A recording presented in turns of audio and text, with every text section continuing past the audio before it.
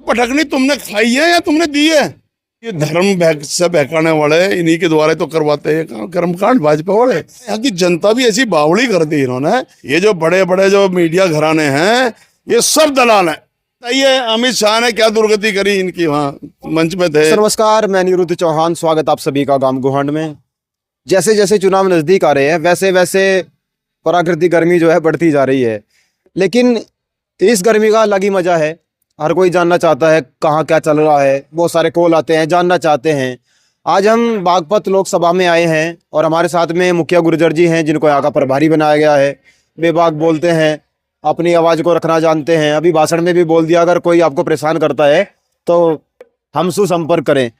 और मुखिया जी की एक बात मैंने जो स्पेशल लगी है, अपनी बात तो रखते ही रखते हैं, दूसरे साथी जो दर्द होता है कार्यकर्ताओं का, समर्थकों का या समाज का, उसको भी अच्छी बात ही समझते हैं। मुखिया जी, स्वागत है आपका गांव गोहांड में। बहुत धन्यवाद अनिरुद्ध भाई। किस तरीके से देख रहे हो जी चुनाव लोकसभा का, खासकर बागपत का? देखो, बागपत एक अजीब तरीके का क्षेत्र है। यहाँ हर किसी के बस की समझ में नहीं है इसे। लेकिन ये जो अब टिकट आया है, पहले माननीय राष्ट्रीय अध्यक्ष जी ने मुझे लड़ाने की, मैं 2 बार यहाँ से पार्लियामेंट लड़ चुका हूँ पहले तो, लेकिन इस बार भी फिर मुझे राष्ट्रीय अध्यक्ष जी ने कहा कि आप लड़िए। मैंने उन्हें समझाया, मैंने कहा मुझे रहने दो, हमें चुनाव जीतना है। मैंने कहा आप मेरे को सारथी बनाओ। तो मैंने कहा, तब तो उन्होंने मुझे प्रभारी बना दिया। और मैंने कहा, एक अमरपाल शर्मा मेरे मित्र हैं, विधायक रहे, मैंने कहा बिना उतारो। तो जो भाजपा का आप पे आधा वोट है वो हमने इधर ले आए, ब्राह्मण होने की वजह से। ब्राह्मण क्या होता है कि ब्राह्मण एक सम्मानित बिरादरी है, तो हर समाज में इनका बैठना उठना होता है जी। और फिर ये मंत्र भी बढ़िया पढ़ना जानते हैं। ये बिरादरी चूंकि शिक्षित है और फिर इनका अध्यात्म और धर्म से जुड़ा मामला, तो ये धर्म से बहकाने वाले इन्हीं के द्वारा तो करवाते हैं कर्मकांड भाजपा वाले। तो हमने भी ये मंत्र पढ़ दिया कि भाई जो मंत्र पढ़ते हैं उन्हें ही अपने साथ ले लो। तो अब मैंने इनसे कहा कि भाई तमाम बिरादरियों में आप जाओ, क्योंकि ब्राह्मण का सब सम्मान करते हैं। तो ये सारी टोली बन के गांव घूम रहे हैं, सब जा रहे हैं। हर बिरादरी का वोट यहाँ समाजवादी पार्टी को मिल रहा है बागपत में। अच्छा, गुर्जर समाज कहाँ जाएगा? छिन्न भिन्न अब की बार समझ में नहीं आ रहा। समाज की कोई छिन्न भिन्न नहीं है। गुर्जर समाज समझता है कि वहां जहां वो टिकट एक लड़का हमारे परिवार का लिया है, फैसला है, तो उसको कह रहा था जी, बस मैंने जो बहुत समझाया, मैंने कहा तूने क्या कर दिया? क्या लगा जी, मेरा भी जी कर रहा था और मायावती ढूंढती फिर रही थी कि भाई कोई कैंडिडेट मिल जाओ, और उससे वैसे उतारी भी कर ली बसपा वालों ने। तो वो भी नाराज है, वो परेशान है और परिवार वाले परेशान है, सब नाराज है इस बात पे। तो इसलिए गुर्जर भी वोट दे रहा है, कोई दिक्कत नहीं। तो ये जो बीजेपी कह रही है कि अब की बार 400 पार, फिर तो ये नारा खराब हो जाएगा। सारी जगह खुद ही मानने आ रहे। झूठे हैं, इनसे बढ़िया सुधार के झूठ बोलना कोई नहीं जानता। मैं इनके बीच में रह गया हूँ, मैं इन्हें जानता हूँ। ये चाशनी लगा करके झूठ को परोसते हैं। 400 आज तक इन्होंने जहां जितना नारा दिया, आज तक किसी भी स्टेट में उसके 50% भी वोट नहीं आई, इनकी 50% सीटें नहीं आई। ये तो मुझे लग रहा है कि कहीं ये इस जो ज्यादा लंबी फेंक दी इन्होंने, वो उस चक्कर में ये आधे भी ना रह जाए। मतलब 200 से भी नीचे। हाँ, ये इनका इतिहास है। जितनी इन्होंने बोली है उससे डाउन है, बहुत ज्यादा डाउन, आधे पे आए हैं। तो मैं समझ गया, मैंने क्या काम बोलिया। 400 पार इसलिए बोल रहे हैं कि जिससे कि संविधान को खत्म कर सकें, आरक्षण को खत्म कर सके। पार्लियामेंट में बताइए, प्रधानमंत्री खुद कह रहा है कि मैं आरक्षण को पसंद नहीं करता मित्रों। अरे भाई, तुम पसंद नहीं करते तो फिर तुम इसका मतलब संविधान को नहीं मानते। तो ये इसीलिए 400 पार का नारा दे रहे हैं कि यहाँ राजशाही स्थापित करना चाह रहे हैं। हमने भाषण में आपने कहा कि बनिए के लड़के को भी जेल में भेज दिया, परेशान कर रहे हैं सबको, ईडी सीबीआई भेज के। क्या कारण है? इस देश के अंदर ऐसा इतिहास आज तक किसी ने नहीं बनाया जो इस बनिए के बेटे अरविंद केजरीवाल ने बनाया। पर ये बनिए ऐसे बावड़े कर रखे हैं इन्होंने, भाजपा वालों ने, कि फिर भी नहीं समझ में नहीं आ रही। जिस मुख्यमंत्री पर कोई विभाग नहीं है वो घोटाला कैसे कर दिया। कहते हैं ये 120 भी यानी साजिश और षड्यंत्र का दोषी है, आरोपी है। तो भाई साजिश षड्यंत्र इस देश में आज तक किसी की साबित ही नहीं हुई और इस पर कोई सबूत नहीं है इसके लिए। फिर भी सिर्फ किस लिए? क्योंकि देश की राजधानी में पहुंचा। शुक्र मानो इसका चुनाव निशान झाड़ू था अरविंद का, तो पहले जब चुनाव हुआ 70 में से 67 67 सीट जीती, क्लीन स्वीप। अगर कहीं पोचा रख दिया होता चुनाव निशान तो अनिरुद्ध जी एक भी सीट नीचे नहीं आती। वो तो झाड़ू में कर तीन फंस जाए कुछ, जो कूड़ा जो है ना नीचे गिर जा थोड़ा सा, तो तीन जो है वो झाड़ू में से लिकड़ के गिर गई। और पोचा होता चुनाव निशान तो पूरा हिसाब कर देता, इसलिए उससे परेशान है। अच्छा और खुल के लड़ रहा है, फ्रंट पे लड़ रहा है वो। भाई देश में तीन ही तो हैं जो खुल के लड़ रहे हैं, या फिर ममता बहन जी है। ये 3 4 5 लोग हैं नेता जो सीना चौड़ा के इनके खिलाफ लड़ रहे हैं, वरना कहीं ईडी और कहीं सीबीआई सब पहुंच रही है। बहुत बुरी हालत है इस देश की। जयंत चौधरी के साथ क्या हुआ? उनको तो न्याय का डर था ना सीबीआई का। चौधरी बेचारा यूं देख रहा कि यार मैं इतने बड़े बाबा का पोता, इतने बड़े बाप का बेटा, वो कैबिनेट में रहे, प्रधानमंत्री तक बन गए, मुख्यमंत्री तक बन गए, और ये कोई सोच रहा है कि यार मैं मंत्री बन के देखूं कैसा लगे। तो ये राज्यसभा तो ली हमसे, अखिलेश जी से, और बस भाग्य फटाफट उन्होंने कह दी राज्यसभा में तो तुम हो ही, और तुम्हें हमारी सरकार आएगी, केंद्र में मिनिस्टर बनाएंगे, देख लेना। और इसे बेचारा कोई नहीं पूछ रहा, ना कोई मंचों पे इज्जत मिल रही, ना तवज्जो मिल रही। भाजपा वाले बस इसकी राजनीति खत्म कर दी। वो तो कहते ही हैं कि बहुत सारे लोग मैंने कहते सुने, जाट तो कह रहे हैं कि ये तो शायद हो सकता है काम खराब हो जाए। अब आप किस तरीके से देख रहे हैं आगे लोकसभा के चुनाव को बागपत के? देखो जाट एक बहुत हमारी बिरादरी है, वो भी हाँ, जाट बहुत सुलझे हुए बिरादरी है, इसलिए वो इसके झांसे में नहीं आ रहे। इनने तो कह दिया कि जाट, इसने हमारा स्वाभिमान गिरवी रख दिया, इसलिए परेशान है। यहाँ कोई लग नहीं रहा उसके साथ भी। हमारे जो बेचारे बहुत बढ़िया आदमी है राजकुमार जी, हाँ, लेकिन उनको बलि का बकरा बना दिया।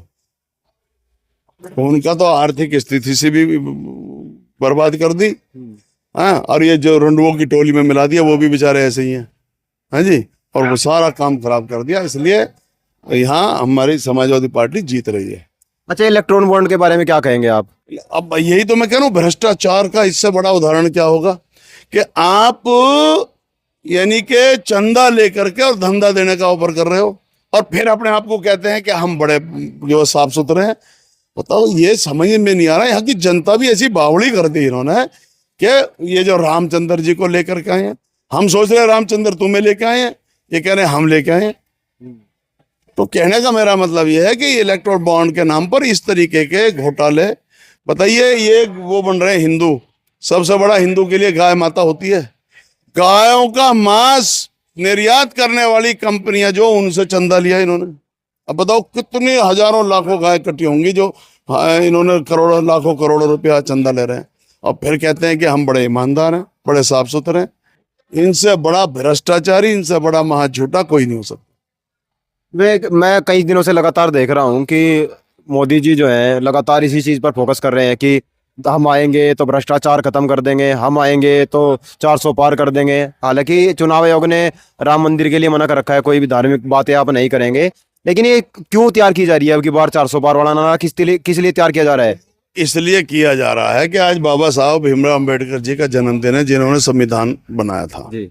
और उसमें उन्होंने ये व्याख्या करी थी कि भाई जो आर्थिक स्थिति जिन लोगों की कमजोर हो गई, उनका स्तर ऊंचा उठाने के लिए एक विशेष सुविधा दी जाएगी, जिसको आरक्षण नाम दिया गया।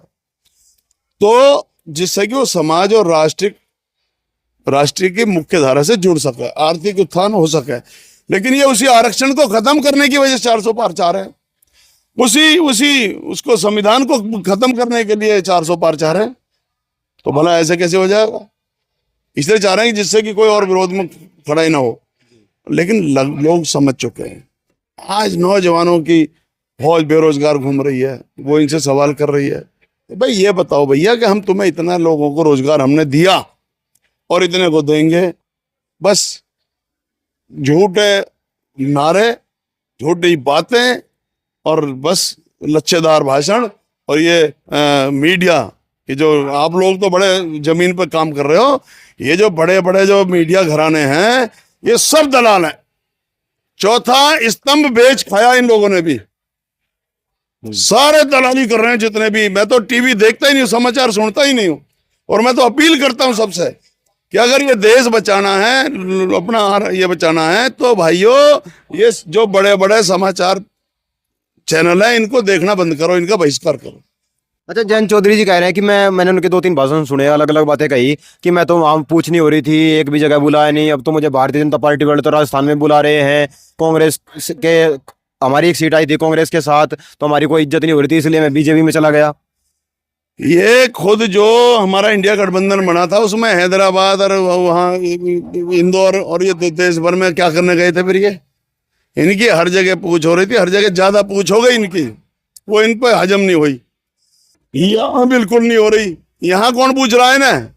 बताइए, अमित शाह ने क्या दुर्गति करी इनकी, वहाँ मंच पे थे, फिर मेरठ में, फिर एक जगह, और आपके यहाँ बताओ सहारनपुर में मंच पे थे क्या प्रधानमंत्री के साथ?